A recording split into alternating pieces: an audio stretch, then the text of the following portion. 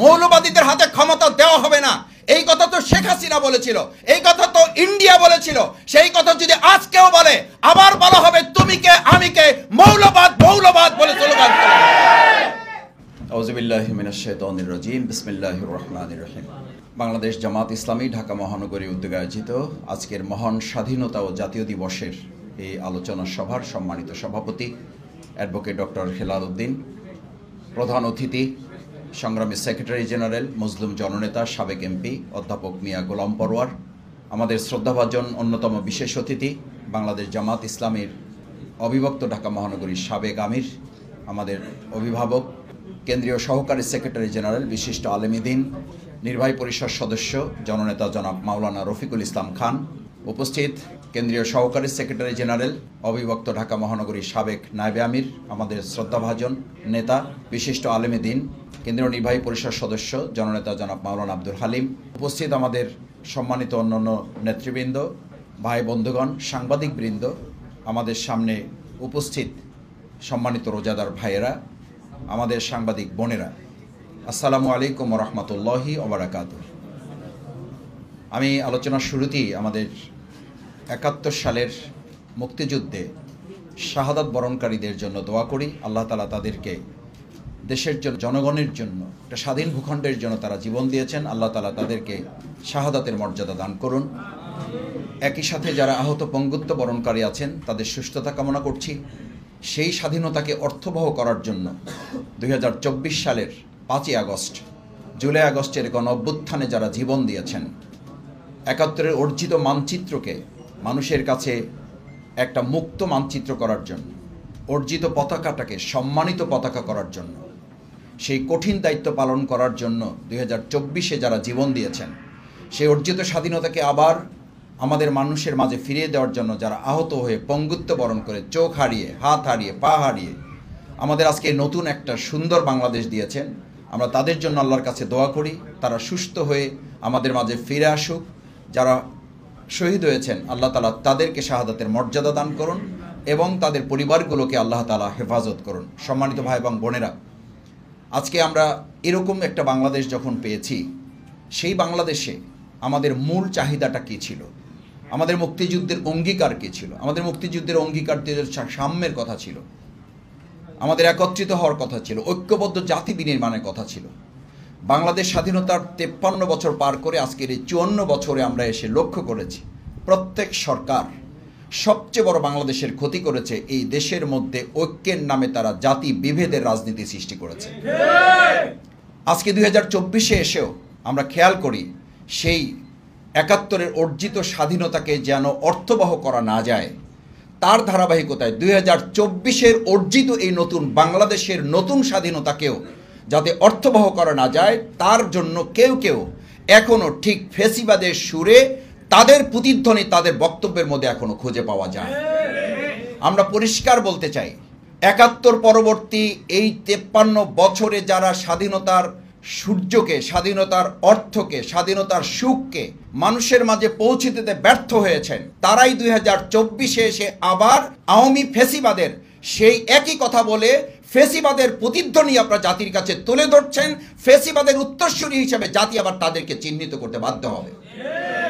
আমি একটা কথা বুঝি ভাই, আমাদের দেশের মানুষ এখন এটাতে তো আমাদের পেট ভরবে না আমরা কে পক্ষে ছিলাম কে বিপক্ষে ছিলাম, এই পক্ষ বিপক্ষের কথা তুলে এই ট্যাগিংয়ের রাজনীতি করেই তো আমাদের তরুণ প্রজন্ম স্লোগান তুলেছিল তুমি কে আমি কে, রাজাকার রাজাকার। এই স্লোগান তুলতে তো বাধ্য করেছিল ফ্যাসিস্টরা।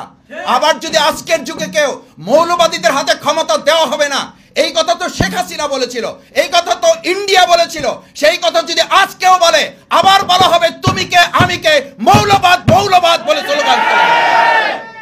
আমরা পরিষ্কার বলি, বাংলাদেশ নিয়ে এখন আর কেউ এটা বলবেন না। আমি এখন এটা বলতে শুনি, এটা বললে আমাদের কষ্ট লাগে, দেশটা কারো বাপের না। কেন কষ্ট লাগবে? কষ্ট লাগলে বুঝতে হবে যে এখনো রাষ্ট্রের মালিকানা আপনারা কেউ কেউ ব্যক্তি কিংবা দল দাবি করার চেষ্টা করতেছে। আমাদের ২৪-এর ছাত্র জনতা দেশটা কারো বাপের নাই স্লোগান এখনো দেয়ালে দেয়ালে লাল কালিতে দেখা যায়। যদি সাহস থাকে তাহলে সেগুলো মুছে ফেলুন, না হলে এর বিরুদ্ধে কথা বলার নৈতিক শক্তি আমাকে আপনাকে কে দিয়েছে?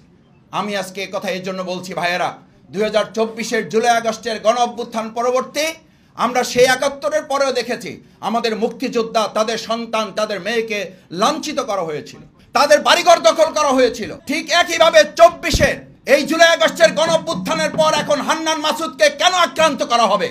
কেন আমাদের শহীদ পরিবারের সন্তান তার মেয়েকে পটুয়াখালী কবর জিয়ারত করার মতো একটা স্পর্শকাতর জায়গায় কেন আমাদের মেয়েকে লাঞ্ছিত করে তার ইজ্জতহানি করা হবে? কে করেছে, কারা করেছে, চিহ্নিত করে তাদের গ্রেফতারের ব্যবস্থা করতে হবে। এগুলো ৭১-এর সেই পরবর্তী চেতনা, দৃষ্টিভঙ্গি, একই পরিকল্পনার একই ছকে যারা হাঁটছেন, মানুষ এখন কথা বলতে শুরু করেছে যেই লাউ সেই কদু। মানুষ এখন কথা বলতে শুরু করেছে ৭১ সাল পরবর্তী বাংলাদেশের অর্থবহ স্বাধীনতা দেওয়ার পরিবর্তে স্বাধীনতাটাকে ব্যক্তি, দল এবং পরিবারের কুক্ষিগত একটা সম্পত্তিতে আপনারা কেউ কেউ পরিণত করার চেষ্টা করেছিলেন। আজও আমরা লক্ষ্য করছি, শ্রমিক সংগঠনের একজনের বক্তৃতা শুনে তো আমি অবাক হয়েছি। আমি রাস্তারও নিরাপদ চাই, আমি সাদাবাজির নিরাপত্তা চাই। কি অদ্ভুত কথা! আমরা তো এই কথাও শুনতে পাই ৭১ পরবর্তী ওই দলটি যা করেছিল, এটাই তো করেছিল যে আমাদের বিরুদ্ধে এই দেশ আমাদের, এটা আমরা স্বাধীন করেছি, আমরা যা বলবো তাই হবে। বিগত ১৫ বছর আমরা তাই শুনেছি। ২০২৪ পরবর্তী আমরা একই কথা শুনতে পাচ্ছি, আমার নেতাদেরকে গ্রেপ্তার করা হলে আমার অনুমতি ছাড়া থানা ঘেরাও করা হবে। আমার অনুমতি ছাড়া আমার নেতাকে গ্রেপ্তার করা হলে থানা ঘেরাও যদি হয়, তাহলে সেই দেশে সেই রাজনৈতিক কালচারে একটা অংশগ্রহণমূলক সুষ্ঠু অবাধ নির্বাচন আপনি কি করে আশা করেন? রাষ্ট্রীয় সংস্কার তো পড়ে, আমরা তো রাজনৈতিকভাবে এই সমস্ত দলগুলোর মধ্যে নিজেদের কর্মীদের সংস্কারের ছিটাফোঁটাও এখনো লক্ষ্য করি নাই। বরং সেই চাঁদাবাজি রাজনীতি, সেই দখলদারিত্বের রাজনীতি, সেই থানা ঘেরাওয়ের রাজনীতি, সেই পুলিশ পেটানোর রাজনীতি, সেই আমাদের প্রতিষ্ঠানগুলোকে বিতর্কিত করার রাজনীতি, একের পর এক আমরা কেউ কেউ কোথাও কোথাও চালিয়ে যাচ্ছি।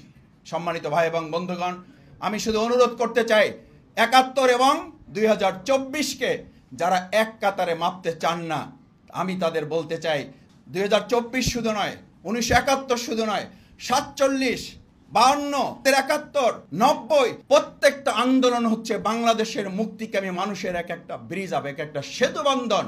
কোনো একটাকে অস্বীকার করলে মূলত আপনাকে সবগুলোকে অস্বীকার করতে হবে। আর যদি স্বীকার করতে হয় তাহলে প্রত্যেকটাকে স্বীকার করেই আপনাকে জনগণের অধিকার আদায়ের আন্দোলনে শহীদদের প্রতি আপনাকে সম্মান প্রদর্শন করতে হবে। আমরা যদি বলি ৭১ একটা ছিল, ২০২৪ আর একটা ছিল, তার অর্থ হলো আপনি না ৭১-কে স্বীকার করেন না ২৪-এ স্বীকার করেন। এই অস্বীকৃতির যে মানুষের প্রতি অসম্মান, শহীদদের প্রতি যে অশ্রদ্ধা এবং আহত পঙ্গুদের প্রতি আপনি যে অসম্মান দেখাচ্ছেন, এর অর্থই হলো আপনারা এখনো বাংলাদেশের মানুষের কাছে মালিকানা নিয়ে বসে থাকতে চান, জনগণের মালিকানা জনগণের কাছে ফেরত দিতে চান না। আমরা চাই ২০২৫ সালের এই ৫৪তম আমাদের স্বাধীনতা জাতীয় দিবসে আমরা জনগণের মালিকানা জনগণের কাছে ফেরত দিয়ে, বাংলাদেশ জামাত ইসলামী সংগ্রামী আমিরে জামাত ডাক্তার শফিকুর রহমান বারবার বলছেন, দেশের জনগণ হবে এই দেশের মালিক। আমরা যারা এই দেশের, যাদেরকে দায়িত্ব দেওয়া হবে, তারা হবেন এই দেশের সেবক। বাংলাদেশ জামাত ইসলামী এই বছরে আমরা এই স্বাধীনতা ও জাতীয় দিবসে অঙ্গীকার করতে চাই, আমরা শাসক শ্রেণীকে নিতে চাই সেবক শ্রেণীতে, আমাদের সম্মানিত সাধারণ জনগণকে নিতে চাই এদেশের মালিকানার রাজনীতিতে। সেই প্রত্যাশা ব্যক্ত করে, সেই অঙ্গীকার আমাদের সামনে প্রত্যয় ঘোষণা করে আমি আমার